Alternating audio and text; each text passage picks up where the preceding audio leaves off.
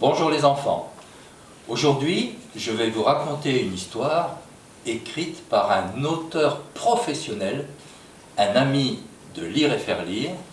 Cet auteur s'appelle Michel Piquemal et il a intitulé son histoire « Plume et le petit loup ».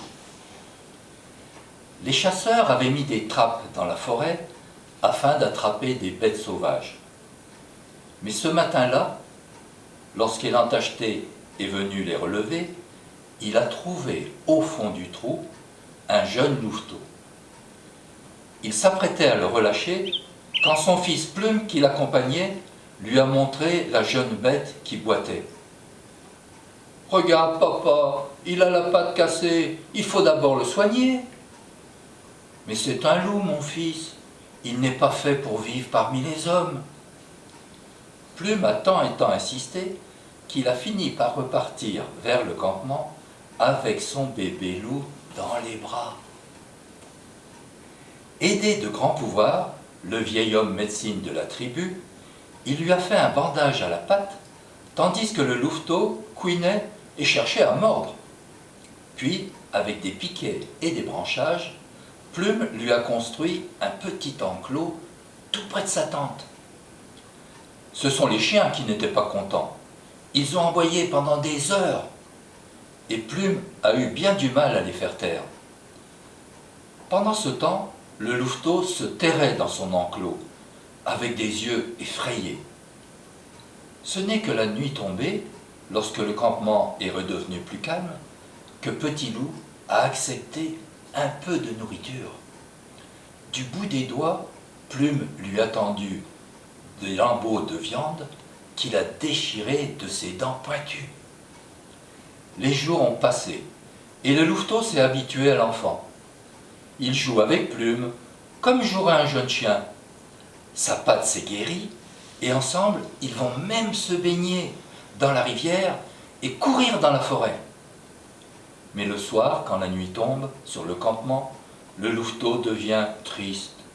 Et souvent, il pousse de petits hurlements rauques qui font aboyer les chiens. Parfois même, d'autres hurlements de loup lui répondent de la forêt. Alors, la peine du louveteau semble infinie. Plume interroge souvent son père. « Tu crois vraiment qu'il est malheureux avec moi ? C'est une bête sauvage, mon fils. Sa place n'est pas ici.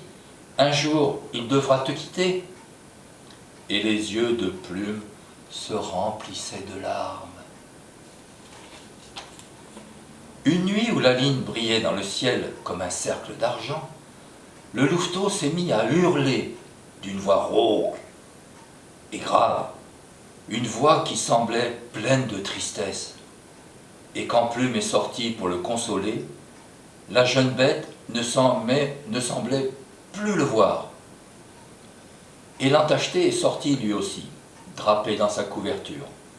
Il s'est assis près de son fils, et tandis que le louveteau ne cessait de couiner, il a pris Plume par l'épaule, et il lui a montré des paires d'yeux qui brillaient tout là-haut, dans la forêt des grands sapins qui dominent le campement.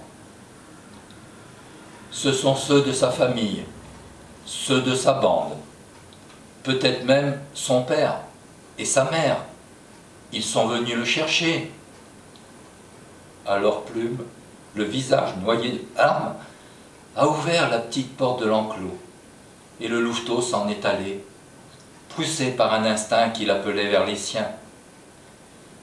Mais avant de disparaître, derrière le rideau des arbres, il a poussé un cri très doux en direction du campement, et Plume a senti ce cri pénétrer dans son cœur.